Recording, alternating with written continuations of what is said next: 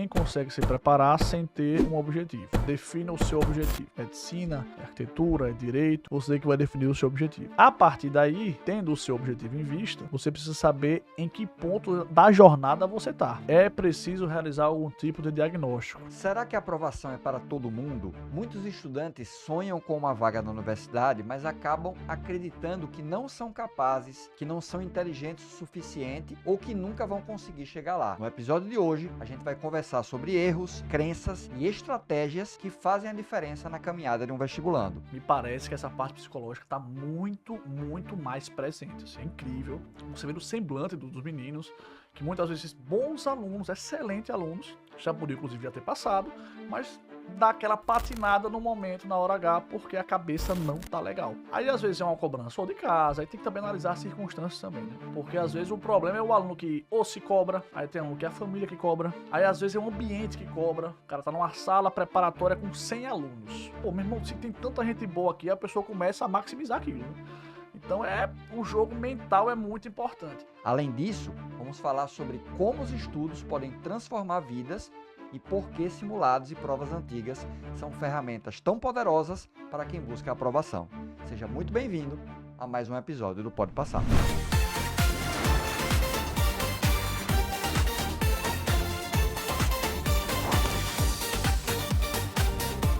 Qual é a maior mentira que você acha que o vestibulando conta para si na hora da prova? Na hora dos estudos, digamos assim. Eu não digo nem bem que é uma mentira, mas eu acho que o vestibulando, ele tem um senso muito semelhante ao ser humano, só que até mais aguçado, de terceirizar a responsabilidade. Então, às vezes a coisa dá errada, aí em geral a culpa é do professor, é o material, é porque o cometa Halley passou agora dessa vez. Então a culpa em geral é de tudo, menos de algo que ele fez. Então ele não faz muito uma autoanálise. Foi que eu errei no processo, foi que eu deixei a desejar. Nós, seres humanos, somos um pouco assim. Ter uma disciplina de reconhecer erro não é muito comum na sociedade. A própria sociedade por si só gosta de botar a culpa no outro, né? A gente vê isso muito na rede social e etc. Sempre tem que ter um vilão e por aí vai. Então eu acho que o aluno hoje em dia moderno também é um pouco assim. Ele deu errado, é difícil ele fazer um autocrítico, uma análise sensata. E também tem o efeito inverso, né? Que é aquele aluno também que acha que também tudo é culpa dele. Nem é tudo culpa dele, também nem é tudo culpa dos outros. Tem que pegar cada parte do processo e avaliar o que foi feito para parar de se enganar. Que eu costumo dizer que às vezes o aluno se engana mesmo sem intenção. Então, mas você acha que existem alunos que estão extremamente bem preparados, mas que não passam porque acham que não são bons o suficientes? Tem, a gente com a nossa experiência que a gente já viu de tudo. E esse também é um tipo de aluno presente. Às vezes a pessoa está preparada, é literalmente psicológico mesmo. É um saber fazer a prova e confiar em si. Porque às vezes a pessoa já vai achando que eu não consigo, é muito difícil. A parte psicológica, e assim, eu percebo, eu faço um paralelo da época que eu fui estudante e com hoje, tá? Me parece que essa parte psicológica está muito mais presente. Assim, é incrível como você vê assim, no dia a dia mesmo, em sala de aula, você vê no semblante dos meninos, que muitas vezes bons alunos, excelentes alunos, já podia inclusive já ter passado, mas dá aquela patinada no momento, na hora H, porque a cabeça não tá legal. Aí às vezes é uma cobrança ou de casa, aí tem que também analisar as circunstâncias também, né? Eu não gosto muito de tirar conclusões muito rasas, é preciso avaliar, identificar, porque às vezes o problema é o aluno que ou se cobra, aí tem aluno que é a família que cobra, aí às vezes é o ambiente que cobra, o cara tá numa sala preparatória com 100 alunos. Pô, não é a instituição que cobra, é o próprio ambiente. Você olha pro lado, é um cara que fazendo um maluco aqui, Tem olha pro 100 outro. pessoas, 100 adversários, né? Exatamente. Pô, meu irmão, se tem tanta gente boa aqui, a pessoa começa a maximizar aquilo, né? Então o jogo mental é muito importante. E eu costumo brincar e dizer assim pro aluno que é meio bom e inseguro, eu brinco, rapaz, seja um pouquinho mais arrogante. Diga assim, essa prova é fácil. Mesmo que não seja. É fácil. Vou fazer. Vá confiante. Porque, pô, se você não acredita em você, né? Parece ser clichê, mas é uma verdade. Porque se você não acredita em você, por quem é que vai acreditar? Então acredite, vá. Eu costumo dizer que um ciclo de medicina, que normalmente, estatisticamente, dura mais de um ano, né? A estatística mostra que é improvável, não é impossível, mas a probabilidade de você passar no primeiro ano, né, que é o terceiro ano regular de medicina, a estatística mostra que é menor. A maior parte tenta uma vez ou mais após concluir o ensino médio. Então nesse ciclo, você tem que terminar o ano sempre evoluindo. Eu acho que você tem que ligar o botão de atenção muito grave, é a sua evolução ou está muito lenta. Sei lá, eu estudei um ano e só evoluí 10 pontos, de 650 para 660. Pô, tem coisa muito errada. Ou então você parou de evoluir. Aí já é um sinal de alerta de o processo não tá legal. Que você não pode deixar de evoluir. A rapidez, aí cada um tem sua jornada, né? No fundo, o trabalho é para acelerar esse processo. O que a gente busca hoje, até que na passei mesmo, é a questão do método. O que é que o método faz? O método não faz nada em relação a aprender ou não aprender. O que o método faz é acelerar. Ele Então, dá um atalho, ele né? dá o atalho ali, entendeu? O aluno vai aprender? Vai. Qualquer cursinho hoje aprende. O cara que estudar um pouco aprende. O que a gente não quer, o que a gente quer, na verdade, não é só o aprender. É o acelerar, é o dinamizar. E aí tem questão de método, tudo que a gente faz lá na Passeio. Até porque o Enem, ele é um concurso, né? Como outro concurso qualquer. Então, existe um padrão de questões, existe uma forma como o Enem todo ano cobra. Então, se você sabe, se você domina esses padrões, domina essa forma, claro que você vai acelerar o processo, né? É exatamente isso. Existe um padrão, e aí veja como tudo tem um lado bom e um lado ruim. Existe o padrão, que o aluno que sabe identificar essa fala, ele percebe que a prática vai levar ele a reconhecer até de maneira indireta o padrão que aparece, o comando, perceber dos tratores, perceber que o pretexto não é inútil, alguma informação vai estar sempre lá. Tudo isso que a questão do Enem, da elaboração de itens, pede lá na matriz de referência, no próprio INEP, no manual de elaboração de itens do INEP. Eu já fui elaborador. Trabalhei para sistemas de ensino nacionais, então tinha todo o manual, todo o treinamento. Eu lembro que para fazer uma questão eu demorava mais de uma hora, Sim. porque assim, era todo um processo a ser feito. Só que aí qual é o cuidado que tem que ter? A gente não pode também confundir isso com o que a gente tem visto muito, que são fórmulas mágicas. Faça humanas sem saber conteúdo, pelo amor de Deus. Não existe isso, pessoal. Não faça somente lendo as alternativas. Tem uns que eu vejo que é assim, palavra-chave. Pela palavra-chave. Não existe isso, pessoal. Não existe. Veja, você pode encontrar uma questão ou outra, mas isso não é um padrão a ponto de você apostar suas 180 questões nisso. Não faça isso. É preciso ter estratégia. Uma vez ou outra, realmente, a questão da palavra-chave, você vai estar ali fazendo uso, mas muito cuidado também com os atalhos que você procura, porque eles podem mais atrapalhar do que ajudar. Vamos falar agora especificamente de medicina. Você acha que medicina é um curso reservado só para gênios? Não, e eu tô falando com você, que, para quem não sabe, provavelmente um dos maiores QIs desse estado, e você não pode pegar a exceção como regra. Veja, a maior parte das pessoas são gênios? Não são. E você tem vários médicos, pelo menos aí 200, só no nosso estado, tem pelo menos 200, 300 médicos todo ano. Pô, então quer dizer que tem 300 gênios todo ano? Não. O gênio é a minoria, entendeu? Você não está competindo com o gênio, né? E tem outro ponto também, que a disciplina, ela mastiga o QI, ela mastiga a inteligência no café da manhã, viu? O cara que é disciplinado a longo prazo, ele com certeza vai ter sucesso. Não tenha dúvida disso. Não A adianta nada. disciplina sempre supera o talento, né? Exatamente. Você pode ter o QI que for, mas se você não souber usar, ou tiver a disciplina do usar, ou tiver um propósito, não vai muito longe, não. Você vai ali galgando, mas vai ter um teto que você não vai muito conseguir superar, não. Então, essa história de medicina é só para gênio. Tem um outro ponto de vista também que falam muito, que é em relação à parte social.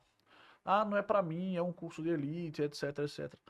É preciso reconhecer que o acesso hoje ao curso de medicina está muito elitizado por uma questão de preparatório, etc, tem um custo e etc. Mas não pode desistir, pô, não pode aceitar, entendeu? Esse conformismo vai te fazer ficar onde você está. Então você não deve aceitar, quer melhorar de vida, quer. Porque assim, tem medicina por razões e razões. Tem gente que quer ser médico por sonho. E tem aluno meu que já falou a mim, não com essas palavras, já falou, não, eu quero ter uma vida boa, eu gosto da área, mas quero ter uma vida boa. Então, qual o problema, qual o pecado nisso? Nenhum.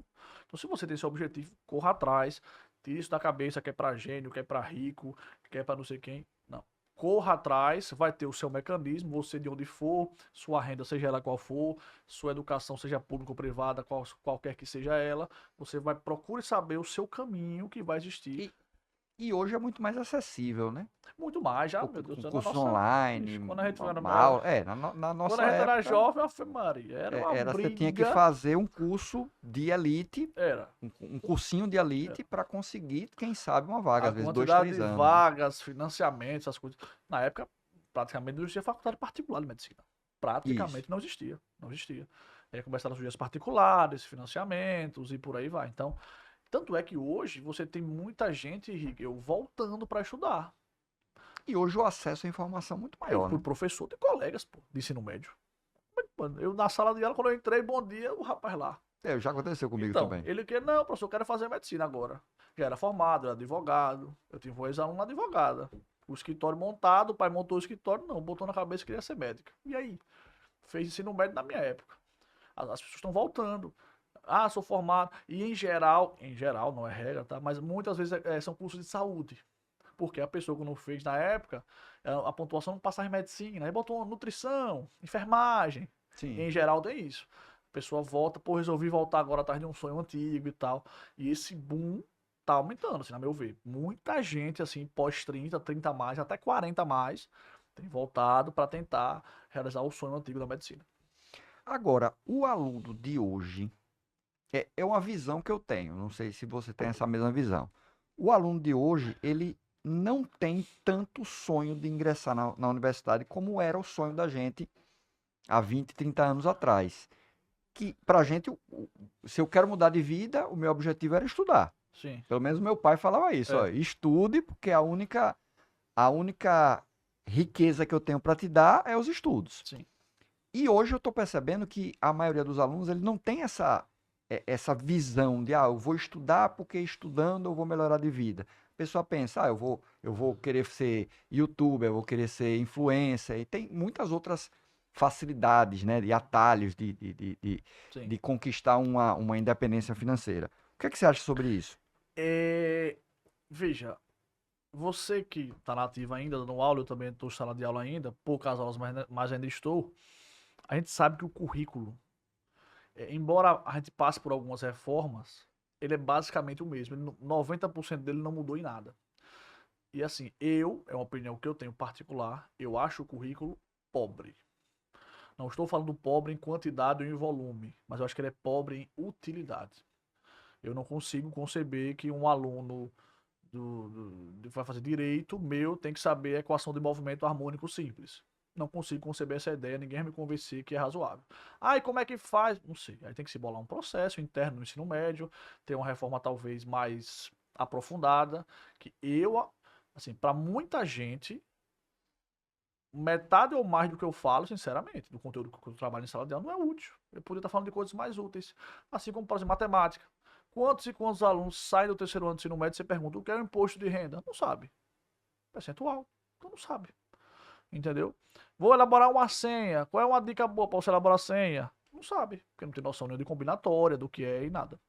Então, assim, eu acredito que o currículo é pobre. Ele é rico em tamanho. Mas, assim, em relevância, eu acho ele pobre. Aí tem outro ponto. Eu ouvi uma frase, me perdoe quem falou essa frase, porque eu não vou lembrar agora para dar o crédito, mas eu ouvi uma frase muito interessante. Foi o seguinte: a educação está mudando de tal modo que o pessoal que senta na frente, aquele que fica só copiando assim, ó, parecendo o Chico Xavier, baixa assim a cabeça e fica psicografando, vai trabalhar para o pessoal do fundão. As habilidades mudaram. Eu acho que as habilidades mudaram. Na minha cabeça, a habilidade do futuro, na verdade, é do presente, é comunicação. Pode perceber que os exemplos que você deu, todos envolvem o quê? Comunicação. Ah, fulaninho não sabe fazer nada e tem não sei quantos milhões de seguidores. Para você ter essa quantidade de seguidores, você captou algum nicho ali, meu irmão. Você teve alguma habilidade para. Ah, porque fulaninho faz embaixadinha. Irmão, alguma coisa ele fez diferente para comunicar para esse milhão de pessoas. Porque ninguém foi forçado a fazer. É orgânico. Ele é orgânico. Então, assim, na minha cabeça, a habilidade moderna, mais moderna que a gente vai ter aí atualmente, é comunicação. Então, acho que tudo que envolve comunicação tá vinculado a isso aí. E aí eu acho que os alunos hoje também, com essa questão de rede social, internet, têm mais acesso a essa variedade de possibilidades de vida. Porque antigamente, quem é que determinava as opções de vida? Seus pais. Ou era seus pais ou o ciclo que você vivia. Ah, Medicina, engenheiro, direito, médico, engenharia. advogado, arquiteto. Hoje o negócio ramificou absurdamente. Então, assim, o interesse. É, é, não quero entrar no mérito, tá, pessoal, da relevância ou não do diploma. Mas em termos práticos, o mercado tem mostrado que ele tem se tornado, para algumas áreas, deixando muito claro para não parecer que eu estou defendendo alguma coisa que eu não estou. Para algumas áreas, o diploma tem sido, infelizmente, um mero papel burocrático, um papel. Não estou dizendo que é certo, não estou dizendo que é errado, mas é o comportamento que o mercado tem mostrado. Um exemplo extremamente que está aí no dia a dia é TI.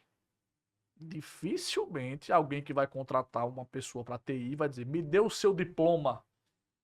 Senta aqui, meu querido. Faça isso. Faça esse programa aí. Se rodar, não quer saber. Mais uma vez, reitero, não estou dizendo que é certo ou que é errado, mas é o comportamento que está ocorrendo e esse comportamento está sendo difundido.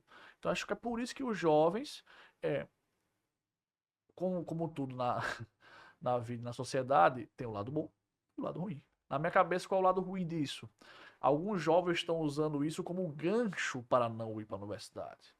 Porque uma coisa é a pessoa fazer isso pensado estratégico. E ainda uso o exemplo lá do Exatamente. Elon É isso que eu Musk, acabo de dizer. Ah, mas Zuckerberg nunca terminou a faculdade. Mas ele fazia Harvard. Não, e não é só isso, Rico. Você que era matemática. Eu costumo falar isso em sala, porque falam isso pra mim direto. Eu ouço muito.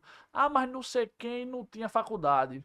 Aí eu disse: veja, pessoal, você vai ter que tomar uma decisão na sua vida para o seu futuro.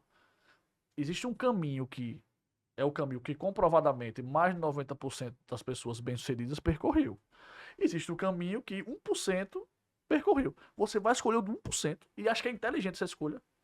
Ah, mas Deus. Veja, Pegar a exceção como regra, né? exatamente. Você não pode pegar a exceção como regra, uma decisão de vida. Eu entendo que hora ou outra você arrisca, etc, etc. Mas, porra, como via de regra, você vai indo ali, você corre o risco menor, vai tateando e tal. Mas, assim, eu particularmente acho é loucura. Mas é isso aí, eu acho que a visão do jovem é essa. Ele tem esses exemplos e quer seguir. E quer seguir. E assim, é difícil você dizer que estão errados. É difícil. Então você acha que a faculdade ela muda vidas ou isso aí é um discurso ultrapassado? Eu acho que faculdade muda vidas a depender do objetivo de vida que você tem. Eu acho que a depender do objetivo que você tem, muda, não tenho como negar. Agora, eu acho que a faculdade já não é, há algum tempo, pré-requisito para mudar a vida. Assim. Não. Tem outros caminhos, né? Eu fico muito medo de dizer isso como educador, de parecer que estou desestimulando. Não, pessoal. Ainda é o caminho mais seguro. É estatística. Ainda é o caminho mais seguro. Infelizmente, ainda é o caminho mais seguro. Né? Você pode dizer que não, discordar, bater o pé, mas o dado está aí. Agora, se você me perguntar, Rafael, pronto, talvez eu me expresse melhor agora. A faculdade hoje não é a garantia que já foi há 20 anos. Talvez há 20 anos a faculdade era aquela maior certeza de um sucesso e uma estabilidade futura. Hoje já não é mais. Talvez essa seja a melhor frase que eu possa sintetizar isso aí. Então, vamos falar agora sobre técnicas de estudo. Tá? O que você acha que é mais interessante? Estudar teoria ou estudar prática, resolução de questões? Aí é ampla a pergunta. Na minha cabeça vai muito do ponto da jornada que o aluno tá. Eu costumo fazer um corte, assim, que depende também do curso, tá? Eu vou pegar o exemplo de medicina, porque a gente falou agora há pouco sobre medicina. Medicina, a alta de corte gira em torno aí do 800, tá? A pessoa que tá ali no 750, 740, 750 em diante, sinceramente, eu não acho que o problema é conteúdo mais. Consigo achar, entendeu? Acho que é prática mesmo, prática e ganhar segurança. Agora, a pessoa que tá ali para fazer medicina, tá ali 700 para baixo, ou 700 e muito pouco, 710, aí eu ainda acho que há conteúdo para se ajustar. Qual é o ponto importante também? O fato de você ter conteúdo para ajustar não significa estudar tudo. Então eu preciso fazer o quê? identificar. Você vai ter que identificar o que é que você está precisando estudar. E a partir daí, você direciona o conteúdo para aquilo. Porque, infelizmente, eu vejo muito aluno fazer isso. Você tirou 710. Aí chega em janeiro, ele na cabeça dele, vou começar tudo de novo. E ele começa literal de novo. Um cara de física, tá lá, ele é velocidade média. Coisa que ele já sabe. Ele sabe, pô, velocidade média. O cara tirou 710, tu sabe. Velocidade média, sorvete. Então, assim, é preciso avaliar caso a caso. Na minha cabeça, assim, o meu pensar, uma das estratégias mais eficientes é o autodiagnóstico, que não é fácil. Como é que funciona o autodiagnóstico na minha cabeça? O aluno faz uma prova, eu costumo dizer que nossos alunos não sabem corrigir simulado. Infelizmente. O aluno preparatório, 95% não sabe corrigir prova. Quando eu digo corrigir prova, não é corrigir e refazer, não. Eu costumo dar um exemplo clássico, que é o seguinte. Eu pergunto, Beltrano, você fez quanto? Natureza. Aí a pessoa, 35. Aí eu disse, e você marcou quantas com certeza? Não, professor. Das 35, 3 eu botei uma interrogação do lado porque eu não sabia. Eu acabei chutando. Aí eu disse, então você não fez 35. Você fez 32. Porque os 3 que você chutou, você não sabe. Então, se você não sabe, tem que estar no mapa de correção. Então a pessoa pega lá o que ela acertou, meramente, e não faz esse mapeamento do... E se for chute? Se for chute, você não acertou, meu irmão. Não acertou. Uma outra coisa importante é o mapeamento do conteúdo. Coisa que mais me irrita. Aí fez conta de natureza, 36. Massa. Quantas de química você errou? Sei não, professor. Ele faz o mapeamento geral. A matéria é natureza, né? Tem que ser feito o filtro. Natureza, aí depois por disciplina, aí depois por conteúdo. Assunto. E a escolha do que você vai fazer para resolver tem que ter a ver com o quê? Com a relevância. Errei uma questão de eletrostática em física. É o fim do mundo? Longe disso. Cai muito pouco, né? No caso matemática. Caiu um do ano passado, foi tangente. Função tangente. Pronto.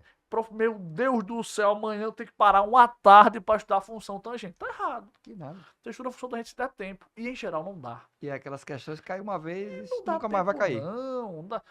Hoje tem vários sistemas de ensino com módulo, né? Aí tem 6 módulos grandes. Eu não sei você. Eu não consigo me lembrar agora um aluno que tenha feito todos. Eu já tive aluno que fez assim, uma disciplina, 2, 5, todos. Agora, todos os módulos, todas as disciplinas, pode existir, não foi meu aluno. Por quê? Porque em janeiro, você pensa no todo e no tudo. Eu acho correto. Em janeiro eu vou estudar o quê? Tudo. Só que à medida que o tempo vai passando, o que você vai fazendo? Você vai fazendo as escolhas e vai afunilando. O seu funil vai... Agora, tá aí o ponto onde muita gente peca. Na hora do funil, não sabe. Ou não faz o funil, meu Deus, vai ter que dar tempo de fazer tudo. Vou pegar as férias para recuperar todo o semestre. Né? Não sabe como fazer. Exatamente. Ele não sabe, tem que pegar a lista.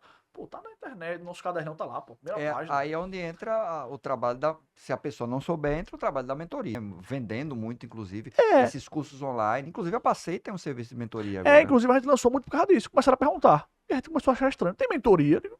E a gente que sabe tudo de Enem, claro que sabe como. Tem mentoria, aí uma pessoa pergunta. Quando começa muita gente perguntar, obviamente a gente percebe o quê? Pô, é um produto. E a gente lançou a nossa mentoria. A gente nosso mentor, e o mentor vai fazer o quê? Vai acompanhar, vai dizer, vai pegar no pé, vai dar aquele. E aí? Que muita gente não consegue fazer, muita gente não, a maioria. É difícil, bicho. Direcionar, não é difícil. A pessoa tem uma disciplina sozinha de acordar assim. Vamos lá. O que é que eu vou fazer hoje? Olhar, mapear, direcionar e se cobrar. E principalmente se o cara tá fazendo um curso online, né? Porque muito pai de aluno fala bem assim pra mim. Fulano se cobra muito, meu filho ou minha filha. É um se cobra diferente. Sabe por quê? Eu costumo dizer que tem 2 tipos de autocobrança. A primeira, que é a mais comum, é a cobrança pós. Então quer dizer, depois que o problema ocorre, faz a prova, aí se cobra. Mas tem que ter a cobrança o quê? Prévia. Essa cobrança prévia quase nenhum jovem tem. O do antes, raríssimo. De ficar assim, cadê? Já fez o que tem que fazer? Não fez? Aí quando dá o problema eu devia ter feito. E é onde vem a disciplina, né? É onde vem a questão da disciplina. Então o mentor, de certo modo, e assim, você já teve, eu não sei, um livro Poder do Hábito. Sim. O que o mentor faz, de certo modo, é isso. Ele, de maneira ativa, ele cutuca ali, bora. E aí? Bom dia. Já fez o que a gente E é combinou? difícil ter disciplina. É difícil a disciplina. Muitas vezes o aluno ele faz. Uma coisa muito comum que a gente vê também é o aluno colocar metas não palpáveis. Então, vou fazer 200 questões de física. Você não vai fazer, meu querido. Não vai. É porque o cara Então, o que faz é que uma você conta assim, faz? 200 questões, vezes 3 dá 600. É 10 Fazer. horas. Mas não vai fazer, meu irmão. Não vai, não vai, não vai. Então, o que você faz? Primeiro, coloque metas palpáveis que você possa alcançar. Comece colocando, inclusive, metas realmente leves. Para quê? Para você ter autoconfiança. Quando você começar a conseguir, você, consegui. Aí você aumenta um pouquinho, vai apertando. Que é isso que é a questão do mentor que você falou, né? O nosso mentor, hoje, a gente basicamente faz isso. O que a gente faz hoje? Basicamente entrega de bandeja, assim, na mentoria. Meu filho, você vai fazer isso, isso, isso. E assim, em algumas conversas com nossos mentorados, eu participo da abertura, né? Me apresento, tal, apresento o mentor, e eu deixo assim muito aberto mesmo. Eu digo, veja, mentoria é um combinado. E um combinado é uma via de mão dupla. Então, se a gente disser o que você fazer e você não fizer, a nossa responsabilidade, entendeu? A responsabilidade você tem que. A sua responsabilidade é fazer o que a gente disser. Porque se uma das partes não cumpre, o sucesso não vai ser. Você não vai conseguir alcançar o seu objetivo. Então, a gente fala o que tem que fazer. E é preciso que se faça. É para isso que o mentor está ali. Mas por mais que o mentor tenha acesso fácil, esteja cobrando, tenha planejamento, tenha cuidado, tenha material, tenha plataforma, tenha caderno, tenha tudo, ninguém vai fazer o papel de sentar na cadeira, abrir, pegar a caneta e resolver as questões, ou ler, ou assistir a videoaula, enfim. Então a parte ativa ainda depende do aluno. Ainda não existe um método que a gente liga alguma coisa aqui, um USB, né? E vai transferir Fazer o o dado. download O aí. download não vai ter como ainda, né? Pode ser que um dia tenha, hoje a gente não tem esse método. Então o que a gente busca fazer é o quê? É atalho, é cobrar, é planejar, para que a gente entregue de bandeja o que tem que fazer. Entregar de bandeja o que tem que fazer não significa que é fácil, não significa que é rápido. Entendeu? Na nossa abertura da mentoria, outra coisa muito interessante que a gente faz é a anamnese. A anamnese inicial, a gente chama. A gente pergunta até quantos cachorros a pessoa tem. Onde é que ele faz cocô? É na sala ou na cozinha? Porque é preciso saber toda a realidade do aluno. Ah, tem barulho lá em A casa, rotina, né? a rotina, o tempo livre. Então, inclusive, é outro ramo da educação que eu acho que está mudando. Eu acho que a educação está mudando para um modelo cada vez mais personalizado.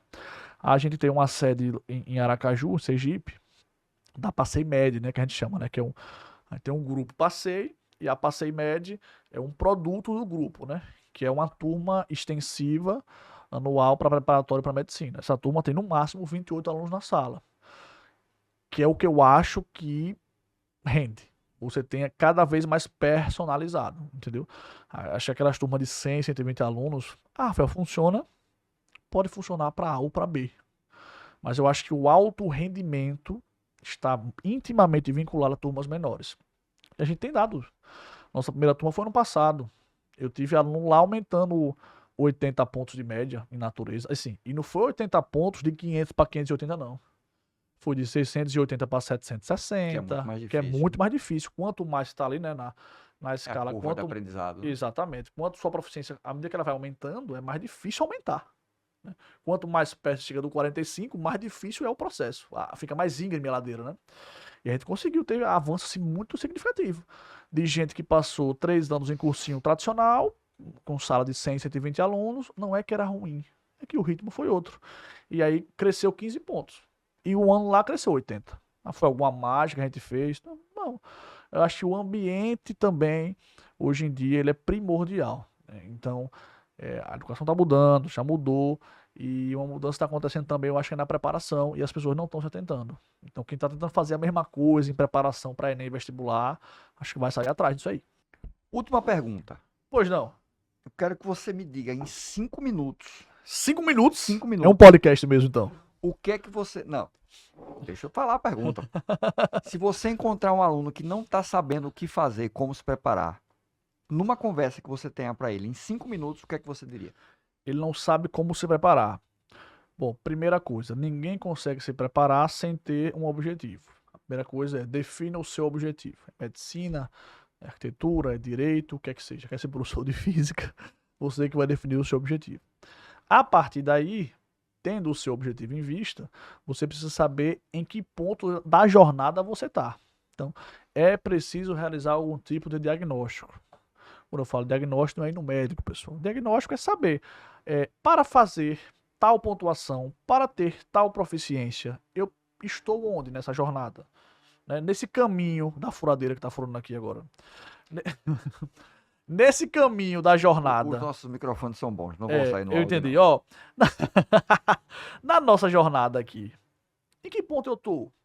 Porque esse ponto, ele vai te dar algumas respostas. Primeiro, é preciso uma noção de realidade. Eu vou dar um exemplo.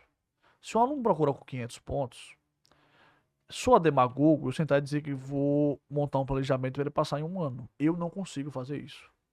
A primeira conversa que eu tenho que ter com ele é: você está disposto ao quê? A fazer um ano só, a tentar mais de um. Por quê? Porque no seu ponto da jornada está com a distância muito alta. A gente vai fazer um planejamento para alcançar o máximo possível, tá? O objetivo é que você passe. Então é preciso saber o ponto de partida, né? Sendo mais restrito na sua pergunta. Passo número 1, o que é que você quer? Passo número 2, onde é que você está nessa jornada? Passo número 3 é planejamento. Dificilmente um aluno de medicina passa sem planejar. Ou, quando ele passa, ele demora muito. Quem planeja passa mais rápido. Professor, mas um amigo meu passou, ele não planejava nada. Pode olhar que ele tentou 3, 4 anos. A Ou pessoa então que é um ponto fora planeja. da curva, né? Exatamente. A regra mostra que quem planeja certinho consegue mais rápido. E o último passo é a execução, que esse é o mais difícil.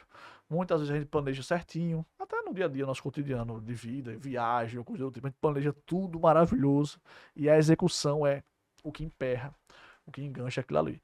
Então é saber onde você quer chegar, saber onde você está, a que distância você está do seu objetivo, planejar e executar.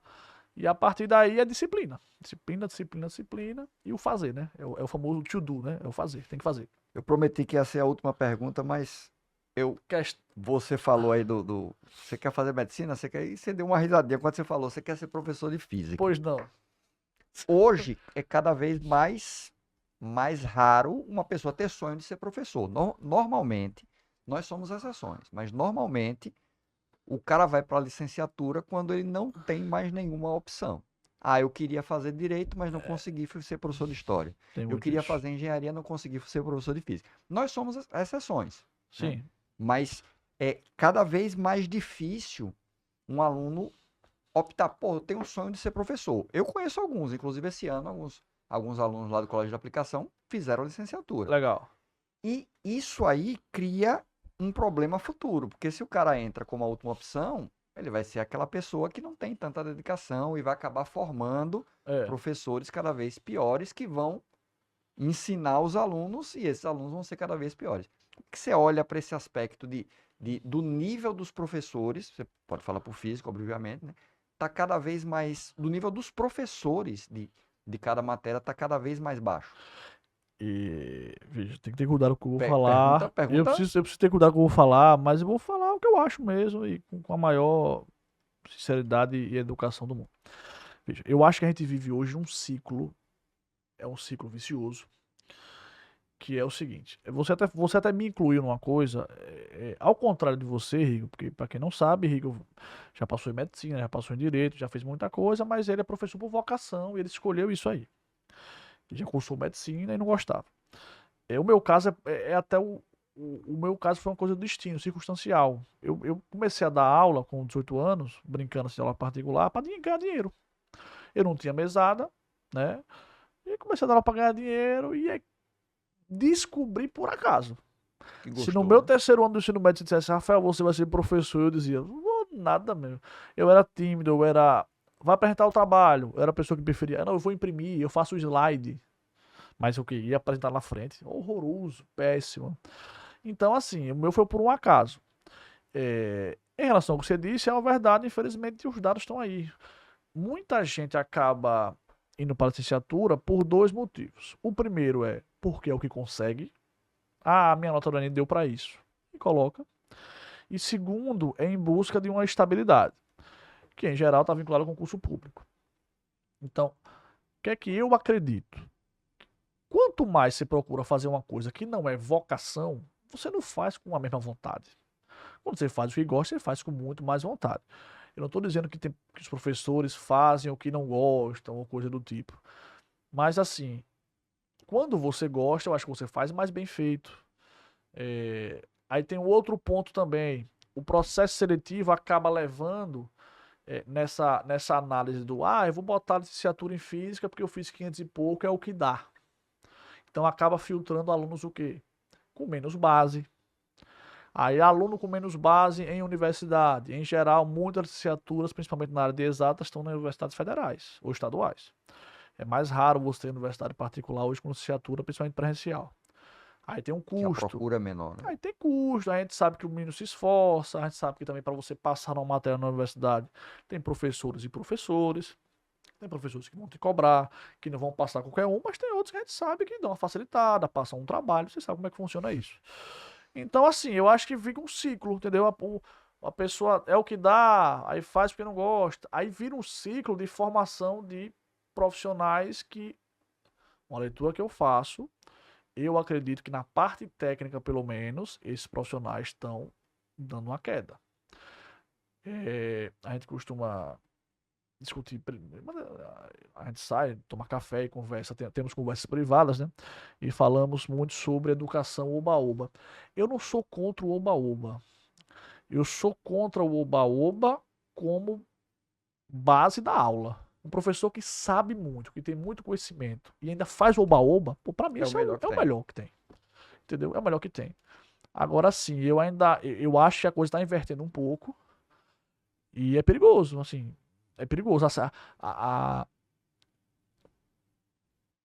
parte é um ciclo, a parte técnica reduzida, o conhecimento passado para os alunos reduzido, processo seletivo caindo cada vez mais o nível do que as pessoas sabem e tá perigoso. Eu acho que tá perigoso. Mas também acho que tem limite. Acho que uma hora vai estourar. E eu costumo também dizer que o professor que não entrega conteúdo, em geral, ele tem vida mais curta. Assim, mas vou me corrigir. Ele tem um teto. Eu acho que ele vai ali, mas tem um teto ali que não passa. O cara que não entrega, por quê? Porque também chega no aluno muito bom, né? Então, o aluno muito bom, irmão, eu vou falar a minha área, tem um professor, vou falar o nome dele, Bergson. Cara, é uma sumidade, por quê? Porque chega um aluno muito bom, ele engole o aluno. Um aluno muito bom hoje, se o professor não estiver preparado, ele engole. Um cara de medicina, turma militar, não sei o quê. Faz uma pergunta, você gaguejou e tal. E assim, tem professor que não sabe se sair. Então, o cara, ele não assume não saber. Ele... comigo eu digo... eu digo, não, rapaz, eu brinco. Eu digo, rapaz, você não. É raro, mas acontece. Mas não há problema. O problema é você regra, ou você começar a inventar resposta para dizer que sabe. Entendeu? Então eu acho que assim, é um ciclo vicioso. A preparação das universidades também não está muito boa. Os alunos que estão selecionados também não estão sendo muito bons. O número de pessoas que quer ser professor por vocação também está reduzindo. E esse ciclo vai se repetindo e o prejudicado são os alunos. Na minha cabeça é isso aí. Ponto final. Ponto final.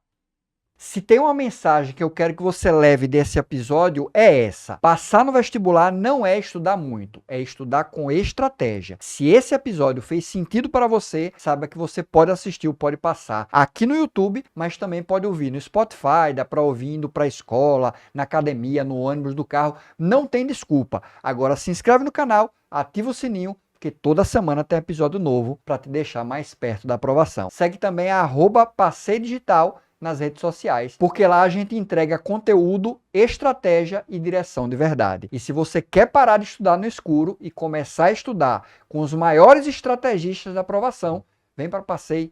O link para se tornar aluno está aqui na descrição. Obrigado por assistir o Pode Passar. Aqui a gente não ensina a estudar mais, a gente ensina a estudar para passar. Até o próximo episódio.